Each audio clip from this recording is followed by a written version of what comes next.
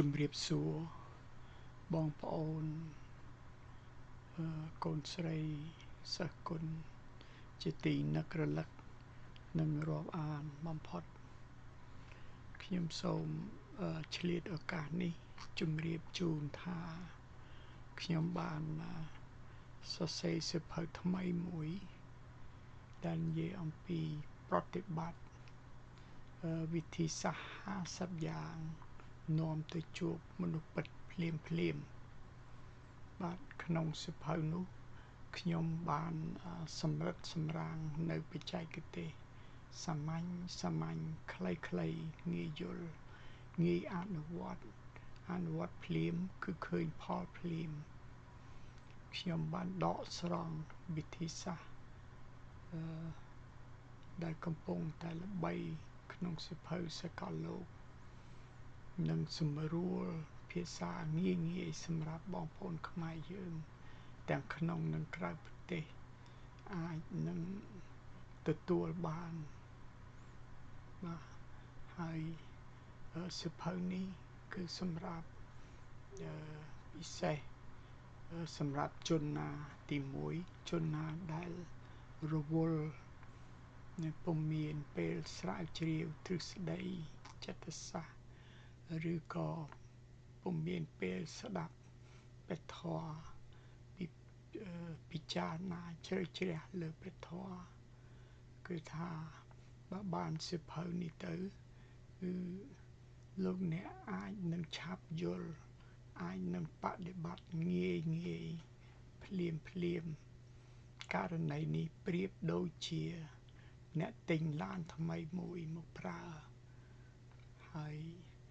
ជាងគេគ្រាន់តែប្រាប់នៅគន្លឹះ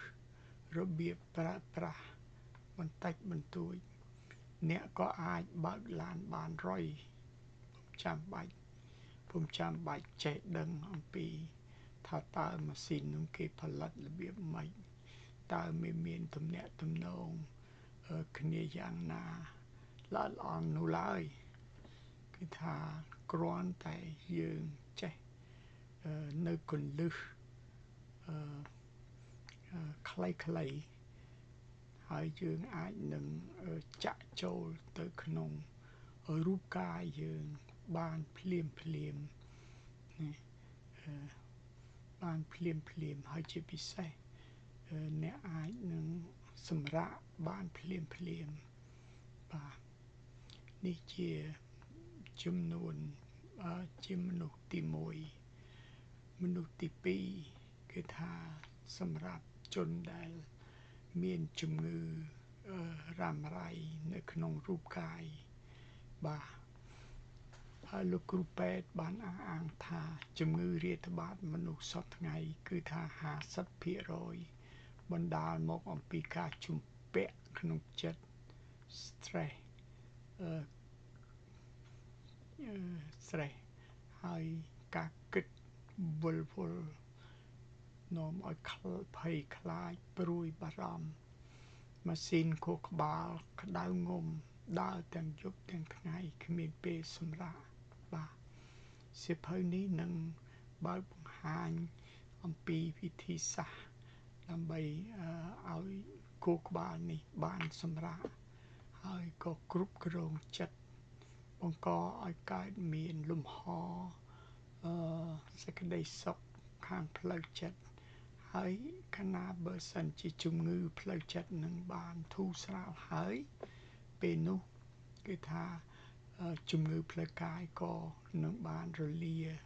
ទៅបន្តិចម្ដងបាទជំងឺខ្លះគ្រូពេទ្យរកមិនឃើញសោះតែតាមពិតមូលហេតុ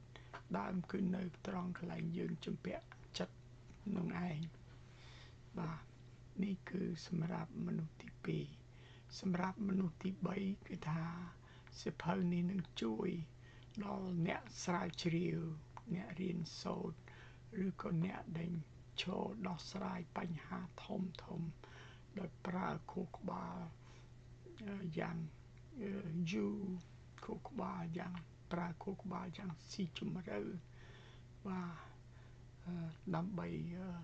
ដោះស្រាយមុខរបរដើម្បីស្រាវជ្រាវដើម្បីរៀនសូត្រ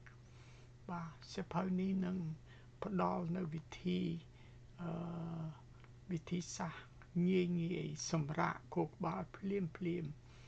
ហើយពុំត្រឹមតែសម្រាប់ខួរក្បាលប៉ុណ្ណោះទេខួរក្បាលរបស់អ្នកនឹងកាន់តែភ្លឺថ្លាបាទកាន់តែភ្លឺថ្លា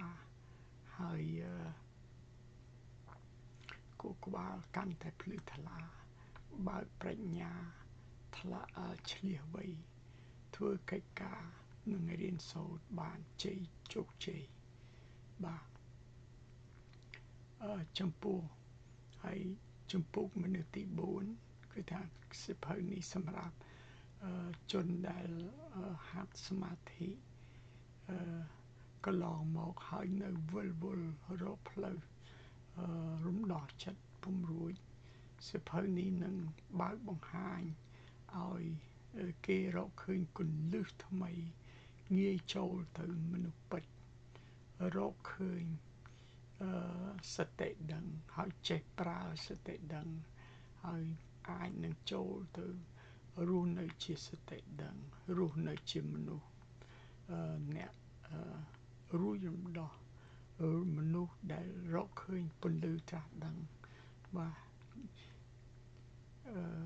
វិធីសាស្ត្រដែលខ្ញុំជម្រាបនៅក្នុងនេះគឺថាងាយស្រួលបំផុតបាទតែមួយជំហានអ្នកអាចផ្លាស់ប្ដូរជីវិត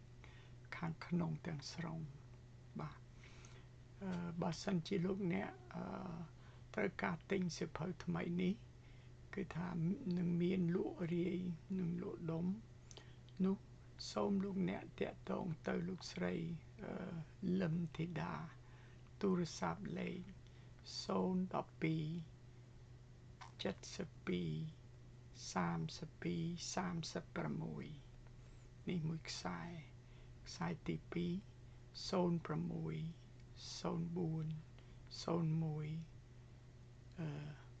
9 3 ដងម្ដងទៀត06 04 01 9 3 ដងមួយខ្សែទៀត01 67 86 07និងលេខ9សូមលោកអ្នកជួបនឹងលាភចម្រុងចម្រើនពន្លឺថ្មីនៃជីវិតបរមសុខសុភមង្គលតទៅ